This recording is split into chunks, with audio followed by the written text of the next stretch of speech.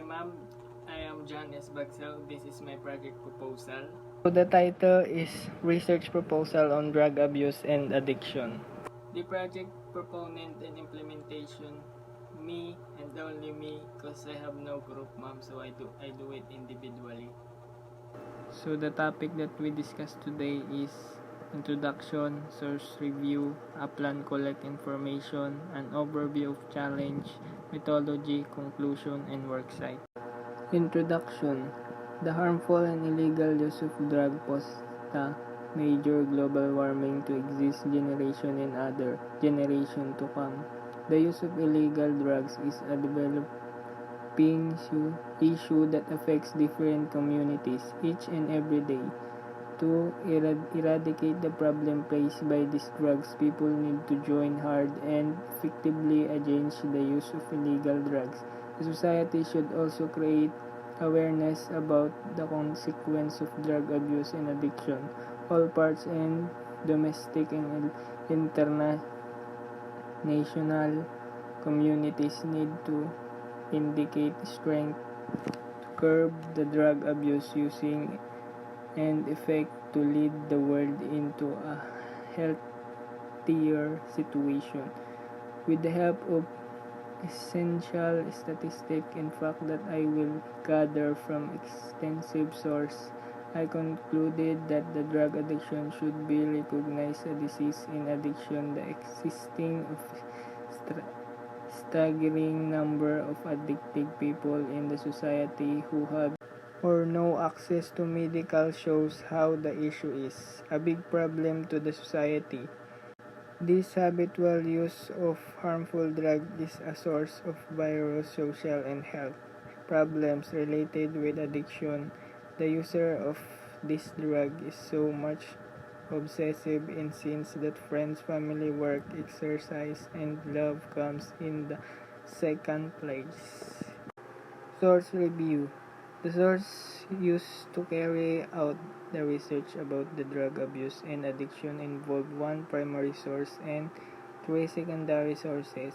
The primary source and three secondary sources. The primary source is an empirical study that is typically found in the scholarly article that present an original research. The research is entitled Drug Addiction, submitted by various users and approved by English 5 teacher Mr. Fabric Santos. On the other hand, secondary sources are derived from comments and discuss about the original data. Secondary sources contain second-hand information that help in carry out research and fully understand the concept of drug abuse and addiction. The secondary sources involve books such as Drug Society and Human Behavior, Biological and Behavioral Concept, and develop of a rational skill to assess the harm of drug and potential abuse. A plan to collect information. Drug Abuse and Addiction Project had a plan to collect information. Data collection help to gather information for record and making informed discussions. The tools to collect information include survey and route assessment that aims at collecting the information required. The data collection plan must ensure that it collects the major problem domains that are expected to be faced by the project. The data collection plan includes the following procedure. 1.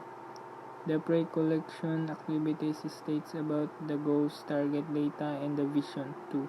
Discuss on what, how, and when to measure the monitoring and evaluation indicators. 3. The data collection, direct interview, and administration of questionnaires.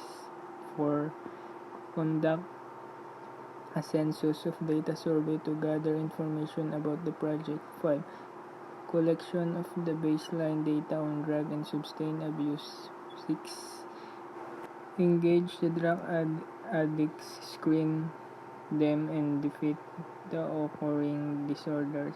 7. Present finding. This is done through data analysis and interpretations. An overview of challenges.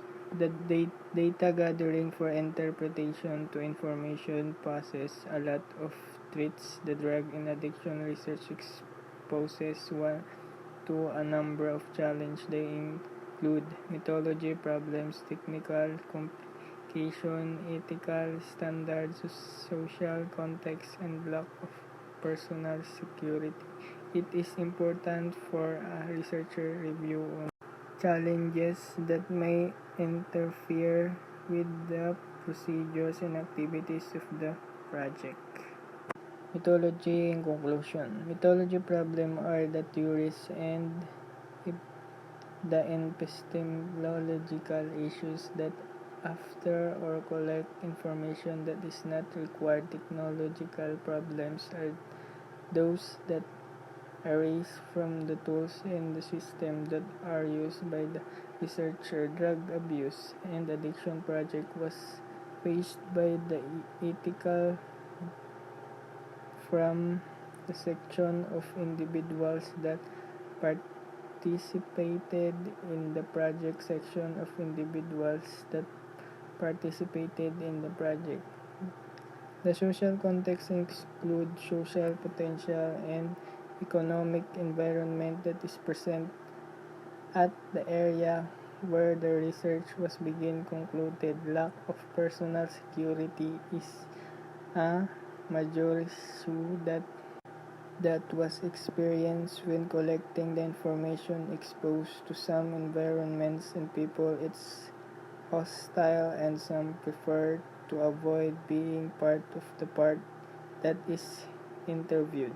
Conclusion. It comes to a conclusion that drug abuse and addiction is a social problem resulting to unwanted effects to the user and people in the community. However, people should stop thinking that the drug addicts are morally challenged. The drug abuse develops to a disease that affects the brains.